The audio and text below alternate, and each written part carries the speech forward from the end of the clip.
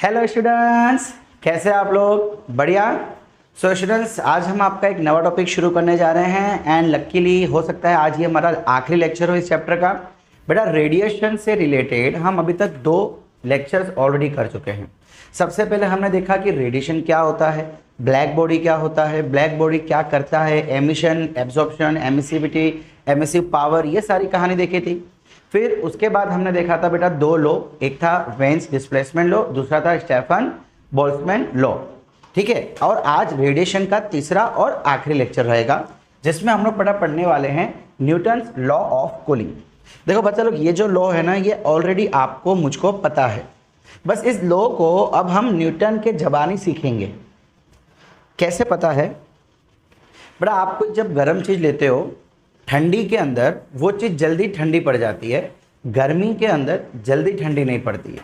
चलो मैं दूध का एग्जांपल लेता हूँ। हम सब बच्चे हैं होंगे तो हम सब सुबह सुबह गर्म दूध पीते होंगे, उतावल होगी, दूध या चाय जो भी आप पीते हो। तो बेटा ठंडी के अंदर आप उसको रख देते हो और बोलते हो भी 10 मिनट में ठंडी हो जाएगी। गर्मी के मौसम में आपको ठंडा करना पड़ता है, मतलब 5-10 मिनट में ठंडी नहीं होती है क्या नहीं? कूलिंग यानी कोई भी चीज़ कूल हो रही है। मान लो कि मेरे पास ये सब्सटेंस है जिसका टेम्परेचर है इस समय T1।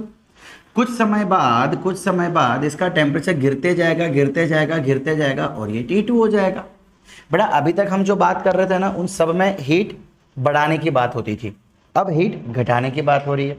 सो न्यूटन ने बोल दिया कि जब किसी बॉडी का टेम्परेचर घटेगा, मान लो कि वो T टाइम में घट रहा है, एक काम पे डेल्टा T बोल देते हैं, डेल्टा T टाइम में घट रहा है, मतलब 2 सेकेंड, 10 सेकेंड, 15 सेकेंड, जो भी हो, मिनट्स जो भी हो, तो रेट ऑफ कूलिंग, रेट मतलब बेटा स्पीड, ठंडे होने की जो स्पीड है वो डायरेक्टली प्रोपोर्शनल होगी डेल्टा टी पे, यानी कि चेंज इन टेम्परेचर। यहां पे डेल्टा टी क्या है बेटा?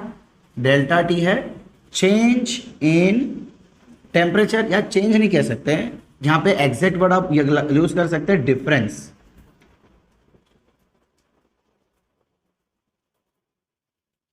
डिफरेंस इन टेम्परेचर, किसके बीच का डिफरेंस? मान लो बेटा कि इसके सराउंडिंग का टेम्परेचर है T0। अब बेटा ठंडी है मतलब सराउंडिंग का टेम्परेचर बहुत कम है, गर्मी है तो सराउंडिंग का टेम्परेचर इतना कम नहीं है। मतलब जितना ज़्यादा इसका डिफरेंस होगा उतना जल्दी से ये ठंडा होगा। ठीक है, डिफरेंस इन टेम्परेचर, किसके बीच का डिफरेंस?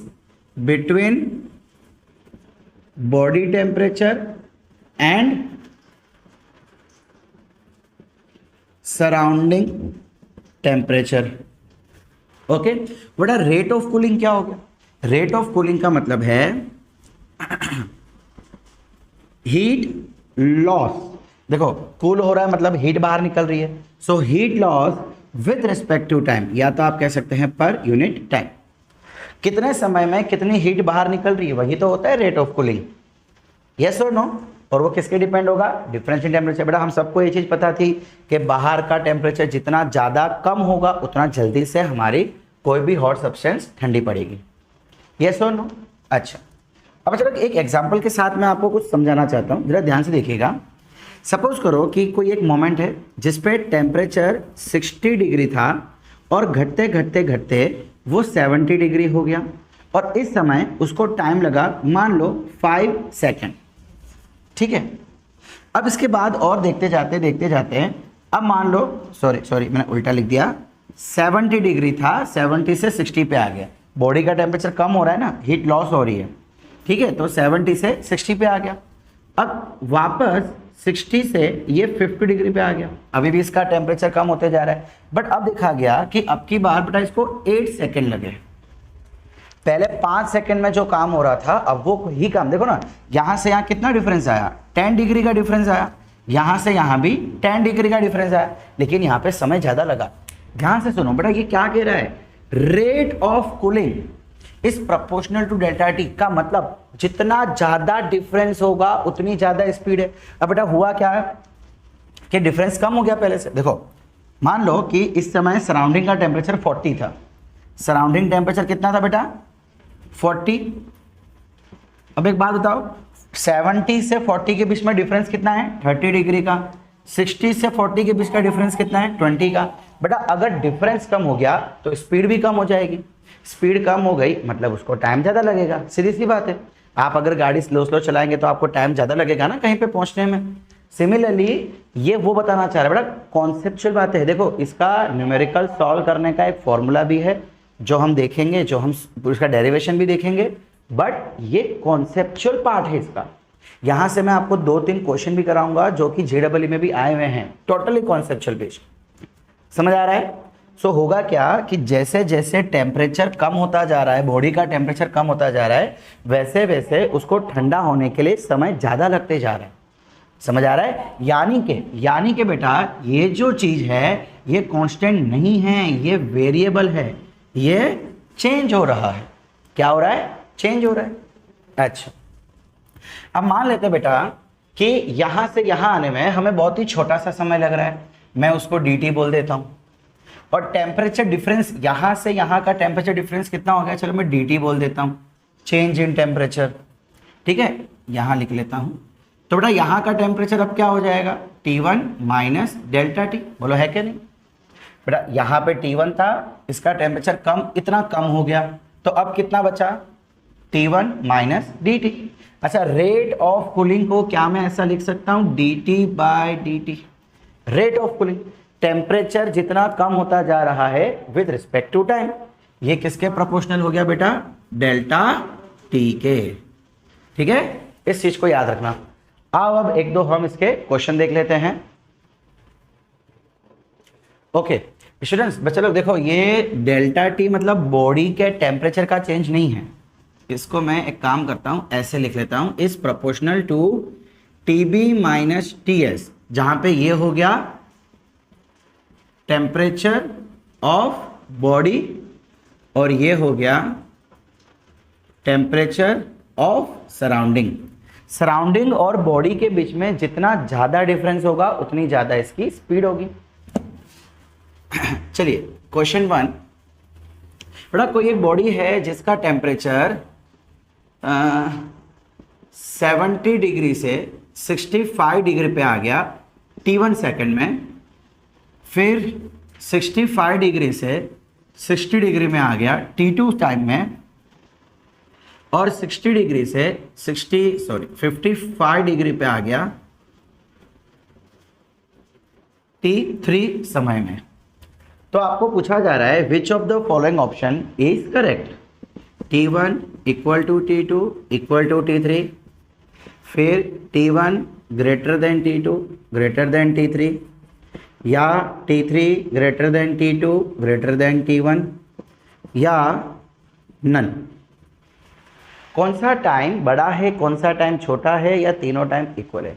1 मिनट इसको फटाफट सोचो, फिर हम इसका सॉल्यूशन देखते हैं। ओके स्टूडेंट्स, आइए देख लिया क्या आंसर है आपका। अगर आप में से किसी बच्चों का आंसर सी है तो बिल्कुल सही है। देखो बच्चा लोग, ये किसी एक बॉडी का टेम्परेचर जो है स्टार्टिंग में 70 था, कम होते होते 55 पे आया। अब हमने क्या देखा है बेटा कि ये जो स्पीड है वो टेम्परेचर डिफरेंस पे डिपेंड करती है। बेटा मान लो ना कि इस समय सराउंडिंग का टेम्परेचर 40 है, दिया हुआ नहीं है लेकिन मान लो, है ना, तो पहले 70 था, डिफरेंस ज्यादा था, तो फटाफट से कम होगा, फटाफट कम होगा यानी समय कम लगेगा। अब 65 पे आ गया, डिफरेंस कम हो गया, 70 और 40 के बीच में 30 का फर्क होता है, 65 और 40 के बीच में 25 का फर्क होता है, यानी डिफरेंस कम हो गया। डिफरेंस कम होगा तो थोड़ी स्पीड भी कम होगी, स्पीड कम होगी मतलब समय ज़्यादा लगेगा, मतलब T2 is greater than T1। Similarly बेटा अब 60 पे आ गया, डिफरेंस अब 20 हो गया, पहले से और कम हो गया डिफरेंस। अगर डिफरेंस कम होगा तो स्पीड और कम होगी, स्पीड कम होगी मतलब टाइम और ज़्यादा लगेगा, मतलब T3 T2 से ज़्यादा। सो T3 टाइम सबसे ज़्यादा, T2 टाइम, फिर उसके बाद T1 सबसे जल्दी। ठीक है, यानी ये बहुत जल्दी आएगा, ये थोड़ा समय ज़्यादा लेगा, ये उससे भी समय ज़्यादा लेगा। समझ आया? टोटली कॉन्सेप्चुअल क्वेश्चन था ये। अब आइए, अच्छा बच्चा लोग, आपको डाउट हो रहा 40 क्यों है, ये तो जस्ट मैंने ऐसे ले लिया, ऐसे ले लिया कंपेयर डिफरेंस देखने के लिए। डेल्टा टी बॉडी और सराउंडिंग का डिफरेंस होता है बेटा, किसी बॉडी में कितना बदलाव आया उस पर डिपेंड नहीं है। देखो इसलिए मैंने लिखा है यहाँ पे temperature of body minus temperature of surrounding. Body और अगल बगल का टेम्परेचर कितना फर्क है उस पर स्पीड डिपेंड करती है। क्लियर? सो ये 40 वैल्यू तो बेटा हमने खाली ऐसे ही ले ली थी देखने के लिए, चेक करने के लिए। चलिए अगला एक क्वेश्चन कर लेते हैं जो कि आपके 2002 IIT JEE में पूछा गया था। क्या था ये question? A bodies temperature was initially θ1 and the surrounding temperature was θ0. Draw the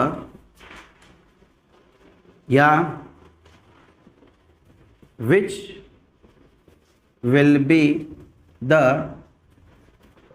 correct graph for temperature versus time. Temperature versus time. अब अच्छा लोग देखो एक जरा ध्यान से सुनो, dt/dt है टेम्परेचर और टाइम। सो अगर मैं टेम्परेचर और टाइम का एक ग्राफ बनाऊंगा तो ये क्या मिलेगा? उसका स्लोप। क्या मिलेगा? उसका स्लोप। ठीक है, हमको पता है कि ये जो स्पीड है, ये जो वैल्यू है, ये धीमे धीमे घटती जा रही है। याद रखना, जैसे टेम्परेचर कम होता जाएगा स्पीड कम होती जाती है। ठीक है, सो पहला ग्राफ हमको ऐसा दे दिया गया, यहाँ पे टाइम, यहाँ पे टेम्परेचर और ये। फिर दूसरा ग्राफ कुछ ऐसा दिया गया, टेम्परेचर, टाइम, ये और ये आ गया आपका θ0 सराउंडिंग टेम्परेचर, और ये था थीटा। ठीक है, सिमिलरली यहाँ पे था थीटा और ये था θ0। फिर तीसरा ग्राफ दिया गया कुछ ऐसा, जहाँ पे ये था θ0 और ये था थीटा, ये टेम्परेचर, ये टाइम। और लास्ट वाला ग्राफ हमको दिया गया कुछ ऐसा, ये θ0 और ये थीटा। चलिए बताइए। अब देखिए बच्चा लोग, हमको पता है, देखो इसका जो स्लोप क्या आएगा, स्लोप निकालने का तरीका क्या होता है, ये दिस अपॉन दिस। तो ये जो चेंज होगा वो dt और ये जो चेंज होगा वो dt, यानी कि capital T upon small t, यानी वही हो गया। अब बेटा मुझे मालूम है कि वो चीज़ धीमे धीमे कम हो रही है, मतलब उसका स्लोप चेंज होना चाहिए। ये क्या है? स्लोप डिक्रीज कर रहा है। डिक्रीज करने का मतलब स्लोप अलग अलग जगह पे अलग अलग होना चाहिए। बड़ा ज़रा ध्यान से देखो, ये चीज़, ये स्लोप और ये स्लोप, बेटा ये तो इक्वल आ रहा है। पैरेलल लाइन, ट्रांसवर्सल, तो करस्पॉन्डिंग एंगल हो गया, मतलब ये आंसर तो सही नहीं है। दूसरा एक लॉजिक बेटा, जब बॉडी का टेम्परेचर सराउंडिंग के इक्वल हो जाता है तो वो टेम्परेचर कांस्टेंट हो जाता है।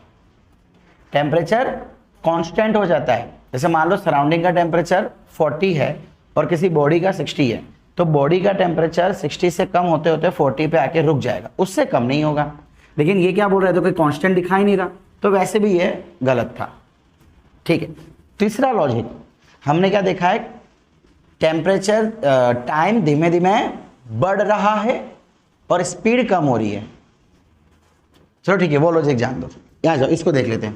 बेटा यहाँ पे आके ये कांस्टेंट हो गया जो हमने देखा था, ठीक है। लेकिन प्रॉब्लम क्या है बेटा, देखो इसका भी स्लोप देखो, इसका भी स्लोप देखो, parallel lines, transversal, corresponding angle, मतलब ये भी स्लोप चेंज नहीं हो रहा, तो ये भी गलत हो गया।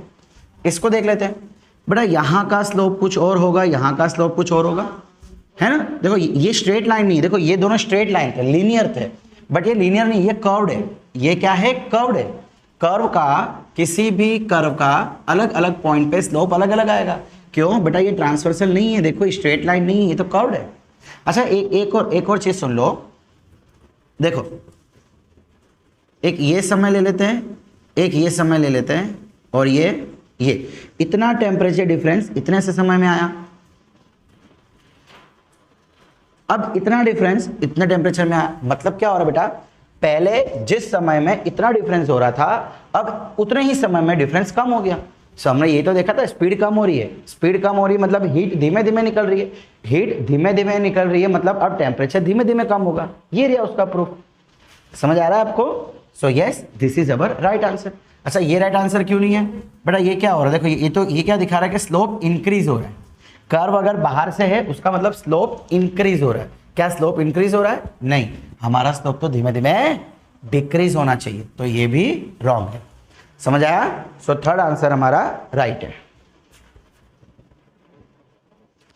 ओके बच्चा लोग, अभी तक हमने जो देखा बेटा वो कोई फॉर्मूला नहीं थी, वो तो बस एक कॉन्सेप्चुअल क्या बोल सकते हैं, रिलेशन था। अब उस फॉर्मूला को भी डेराइव करते हैं। चलिए पहले हम डेरिवेशन देख लेते हैं अच्छे से, ठीक है बच्चा लोग। अभी तक हमने क्या पढ़ा कि जो रेट ऑफ कूलिंग है वो प्रोपोर्शनल है टेम्परेचर डिफरेंस के। रेट ऑफ कूलिंग किससे दी जा सकती है बेटा? क्या मैं ऐसा कह सकता हूं, heat loss upon time taken is proportional to TB minus TS. अच्छा, हीट लॉस का मतलब क्या होगा? मान लो कि कोई बॉडी है जिसका इनिशियल टेम्परेचर है टीआई, उसका टेम्परेचर कम होते होते होते होते मान लो कि उसका फाइनल टेम्परेचर हो गया टीएफ, और यहां से यहां आने में मान लो कि उसको समय लगा डेल्टा टी का। ठीक है, सो टाइम टेकन कितना हो गया? Delta T. तो बड़ा क्या मैं ऐसा बोल सकता हूं हीट लॉस कितना हुआ? Final minus initial. सपोज 60 पे था, 40 पे आ गया, तो हीट लॉस कितना हुआ? 20 डिग्री। यस और no? Upon time taken.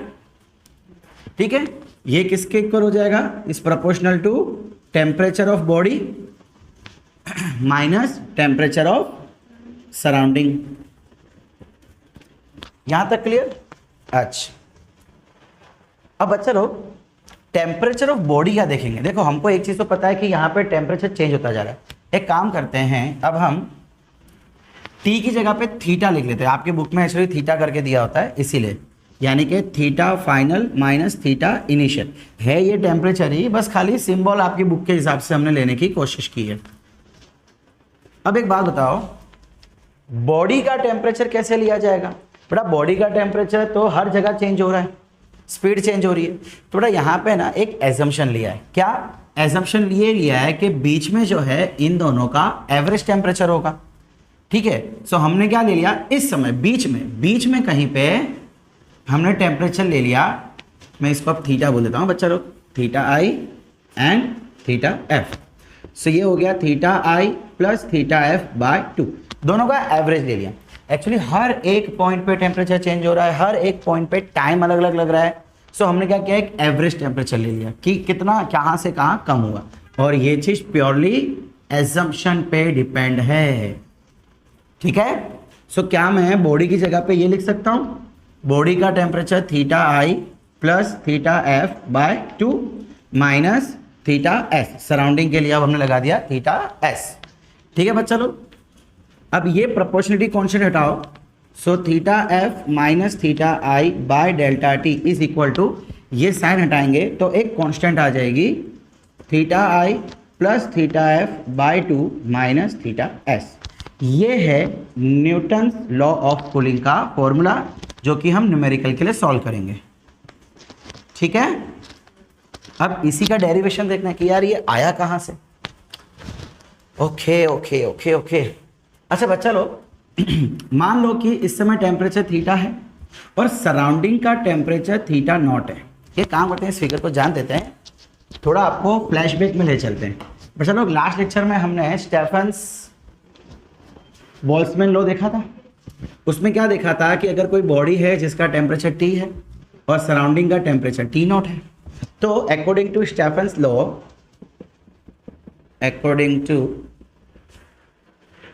Stefan's law, उन्होंने क्या लॉ दिया था बेटा हमको, कोई बता सकता है?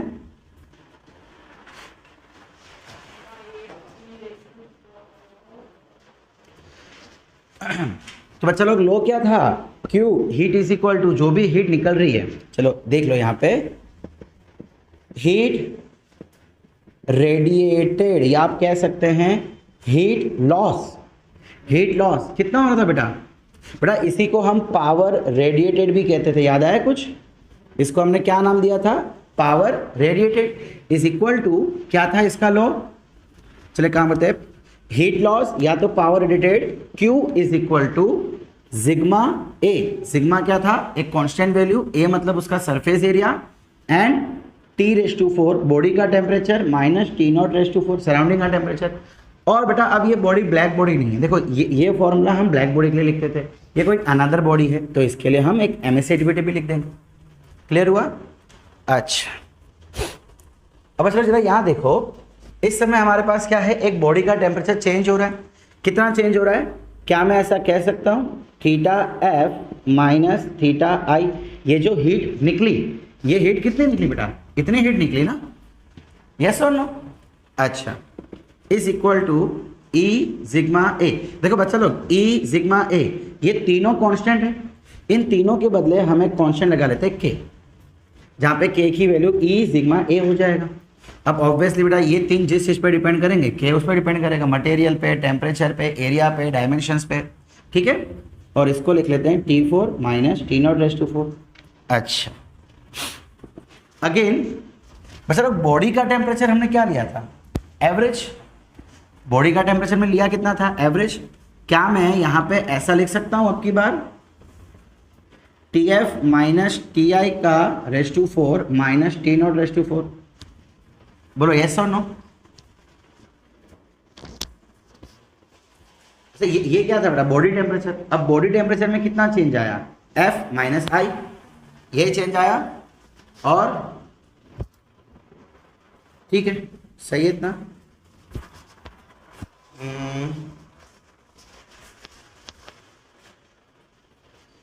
ओके बच्चा लोग, सॉरी, ये फॉर्मूला क्या थी, रेट ऑफ हीट लॉस।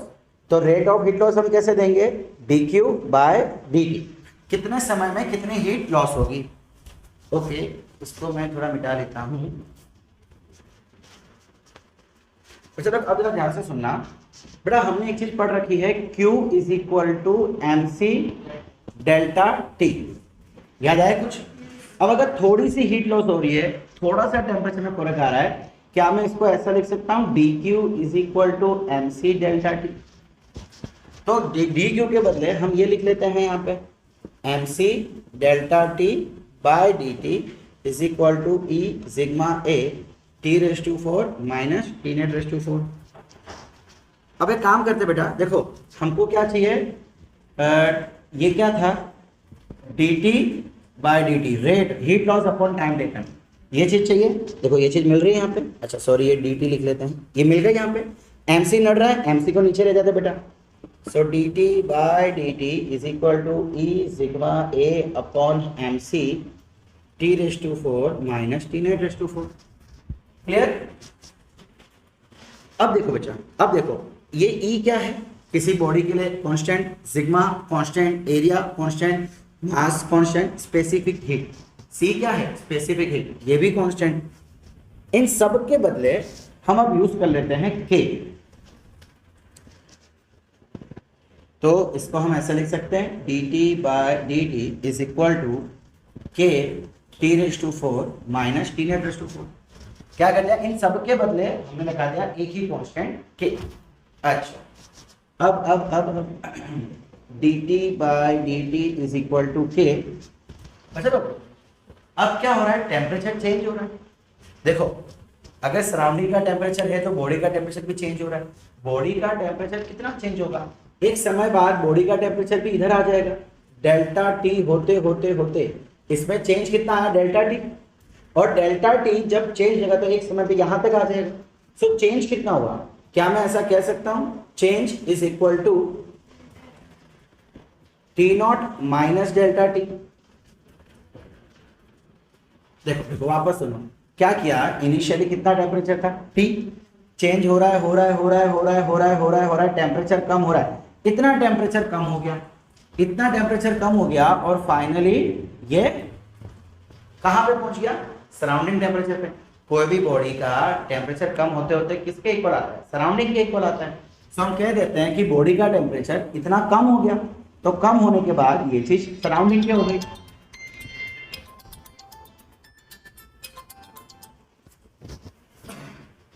तो क्या मैं यहां से ऐसा लिख सकता हूं T is equal to T naught plus delta T, yes और नो? तो यहां पे काम करते हैं, T के बदले ये लिख लेते हैं T naught plus delta T raise to 4 minus T naught raise to 4। चलो क्लियर? अब चलो मैं क्या कर रहा हूं ना, यहां से ये टी नॉट बाहर निकाल, टी नॉट कॉमन निकालने के लिए इसके पास टी नॉट होना चाहिए, वो तो है नहीं, तो हम क्या करते हैं मल्टीप्लाई डिवाइड कर लेते हैं। यानी देखिए मैं कुछ ऐसा कर रहा हूं,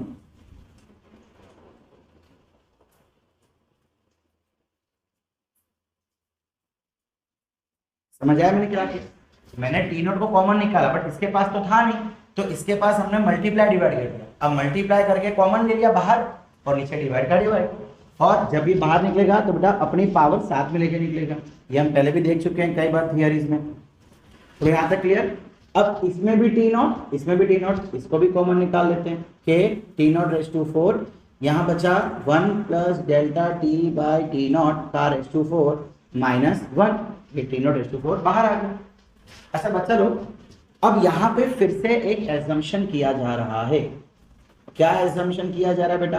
कि ये जो चेंज इन टेम्परेचर है ये बहुत ही कम है। ये जो चेंज इन टेम्परेचर है ये कैसा है बेटा? Very small. ऐसा यहाँ पे एजम्पशन करके अब चले जा रहे हैं तो ही हम वहां तक पहुंच पाएंगे। अच्छा, अब अच्छा लोग वापस, हमने पहले भी कई बार लिखा है, कहाँ लिख, यहाँ लिख दो, दिख रहा है यहाँ पे, yes, 1 plus X raise to N. अगर बेटा x की वैल्यू बहुत छोटी है तो हम इसको ऐसा लिखते थे 1 प्लस एन एक्स, है कि नहीं? ये पावर x के साथ आती थी कब? जब x की वैल्यू 1 से बहुत छोटी यानी कि 0.00 समथिंग हो। अब बेटा डेल्टा टी छोटा, किसी छोटी वैल्यू को किसी बड़ी वैल्यू से डिवाइड करो तो आंसर ओवरऑल बहुत छोटा हो जाता है। एज पर एग्जांपल मान लीजिए आप 3 को डिवाइड कर रहे हैं 40 से, इसका आंसर क्या आएगा? 0.00 समथिंग आंसर है, बहुत छोटी वैल्यू होगी, यानी कि ये वैल्यू ओवरऑल छोटी हो जाएगी। तो 1 प्लस एक्स, एक्स हमारा हो गया delta T by T not, power में n, तो ये पावर आगे आ जाएगा। सो हम क्या इसको ऐसा लिख सकते हैं कि T naught raise to 4 1 plus 4 delta T by T naught, ये पावर आगे आ गया और ये -1, ठीक है? सो 1 से 1 मर गया, क्या बचा? ये 4 को मैं बाहर ले लेता हूँ, 4 के T naught raise to 4 delta T upon T naught, तो एक टी नॉट चला गया, कहाँ लिखूँ, यहाँ लिखूँ? बच्चा लोग थोड़ा ठीक हो रहा है, माफ करना। ये काम करो बच्चा लोग, इतना नोट डाउन कर लिया है? अगर नहीं किया है तो वीडियो पॉज करके नोट डाउन करो, चलो ठीक है? आई थिंक आपने नोट डाउन कर लिया होगा। ओके, क्या इसके बाद में ऐसा लिख सकता हूं dt बाई dt, ये चलता आ रहा है, इज इक्वल टू, देखो स्टूडेंट्स चलो पहले जो बच गया वो लिख लेते हैं, 4k टी नॉट का cube into delta T, yes sir no? अच्छा 4 अपने आप में कांस्टेंट वैल्यू है, k कांस्टेंट है, k की पता याद है कितना था? k sigma a e sigma a upon mc, याद आया? ठीक है, तो बच्चा लोग k के बदले ये सब था। अब ये देखो टी नॉट सराउंडिंग का टेम्परेचर बेटा वो तो कांस्टेंट रहेगा एट अ गिवन मोमेंट, किसी भी दिए हुए समय पे सराउंडिंग का टेम्परेचर कांस्टेंट, तो ये तीनों कांस्टेंट हो गए। क्या इन तीनों के बदले अब हम एक नवा कांस्टेंट लगा सकते हैं, उसको हम बोल देते हैं k dash. In short k dash की वैल्यू कितनी हो जाएगी? 4k टी नॉट क्यूब, जहाँ पे k की ये वैल्यू, ये सारा कांस्टेंट है, सब एक कोई ना कोई फिक्स वैल्यू आएगी। सो डेल्टा टी थोड़ा ये हो गया, देखो कांस्टेंट है इक्वल टू है, क्या मैं ऐसा लिख सकता हूं dt by dt, rate of heat loss, rate of cooling, heat loss मतलब क्या है? कूलिंग हो गया ना, rate of cooling is proportional to change in temperature, जहां पे चेंज इन टेम्परेचर क्या है बेटा? चेंज इन टेम्परेचर क्या है? देखो इन दोनों का डिफरेंस है, कैसे? देखो इसको यहां ले जाओ, इसको यहां ले आओ, so t minus T naught is equal to delta T. So delta T क्या हो गया बेटा? बॉडी और सराउंडिंग का डिफरेंस, है क्या नहीं? T क्या था? बॉडी का टेम्परेचर, T नॉट क्या था? सराउंडिंग का टेम्परेचर। सो हम ऐसा कह सकते हैं rate of cooling is proportional to body temperature minus surrounding temperature, hence proved. यही तो है बेटा लॉ। समझ आया? Hence proved. बच्चा अगर फॉर्मूला कभी कोई क्वेश्चन आता है तो फॉर्मूला आप ये यूज करेंगे, ठीक है? ये डेरिवेशन के लिए यहाँ तक हम आए, बाकी फॉर्मूला के लिए आप ये यूज करेंगे। क्लियर? सो बच्चा लोग आज का लेक्चर और ये चैप्टर भी आपका यहाँ पे खत्म होता है। अच्छा चलो एक बात है, ट्रिपल पॉइंट आपने 9th में पढ़ा होगा। ट्रिपल पॉइंट क्या होता है? क्या मैं इसको मिटाऊं? बेटा ट्रिपल पॉइंट एक ऐसा टेम्परेचर है जहां पे तीनों स्टेट एग्जिस्ट करें। ट्रिपल पॉइंट एक ऐसा टेम्परेचर जहां पे तीनों स्टेट लिक्विड, गैस और सॉलिड तीनों एग्जिस्ट करता हो। बेटा अगर मैं वाटर या आइस की बात करूं तो एक ऐसा कौन सा टेम्परेचर है जहां पे हमें बर्फ भी देखने को मिलती है, पानी भी देखने को मिलता है और धुआं, वाटर वेपर भी देखने को मिलता है? मेरे ख्याल से 0 डिग्री पे। 0 डिग्री एक ऐसा टेम्परेचर है जहां पे बर्फ पिघलना शुरू हो रही है, यानी बर्फ भी है, पानी भी है। अब अच्छा लेटेंट हीट हमने पढ़ा था, जब तक टोटली पानी नहीं बनेगा तब तक उसका टेम्परेचर नहीं बढ़ेगा। अगर मान लो कि बर्फ को पानी बनने में 5 सेकंड लग रहे हैं या 1 मिनट लग रहा है, चलो 1 मिनट लग रहा है, तो 1 मिनट तक उसका टेम्परेचर 0 का 0 ही रहेगा। मतलब उस 1 मिनट के दरमियान पानी भी है, बर्फ भी है, एंड बेटा जैसे बर्फ आप निकालते हो तो उसमें से धुआं भी निकलता है, वाटर वेपर। सो ये हो गया ट्रिपल पॉइंट, ठीक है? क्लियर? अच्छा और क्या था? हाँ, कन्वेक्शन। हमने बेटा कंडक्शन की बात की, रेडिएशन की बात की, एक लास्ट क्या था? कन्वेक्शन। बेटा कन्वेक्शन क्या होता है, कैसे होता है, बस आपको समझना है, इसके कोई न्यूमेरिकल्स या कोई फॉर्मूला नहीं है। कन्वेक्शन में क्या होगा बेटा, जनरली ये लिक्विड्स के अंदर देखने को मिलता है। अब लिक्विड की एक खासियत है बेटा कि पूरा लिक्विड एक साथ गर्म या एक साथ ठंडा नहीं होता। जैसे कि हमने पहले देखा था बेटा कि ऊपर का सरफेस ठंडा होता है, डेंसिटी बढ़ जाती है, वो नीचे जाता है, नीचे का पानी ऊपर आता है, उसका टेम्परेचर कम होता है, डेंसिटी बढ़ जाती है, वो नीचे जाता है। कन्वेक्शन में उल्टा होता है।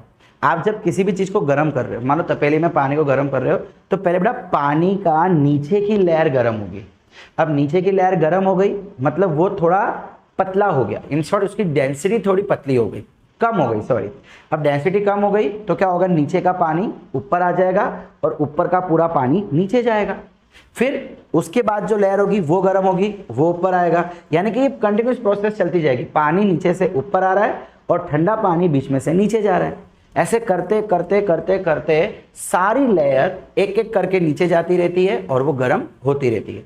जब पूरा का पूरा पानी ऊपर से लेकर नीचे तक पूरा गर्म हो जाता है, उसके बाद हम कहते हैं कि उसका बॉइलिंग टेम्परेचर आ गया।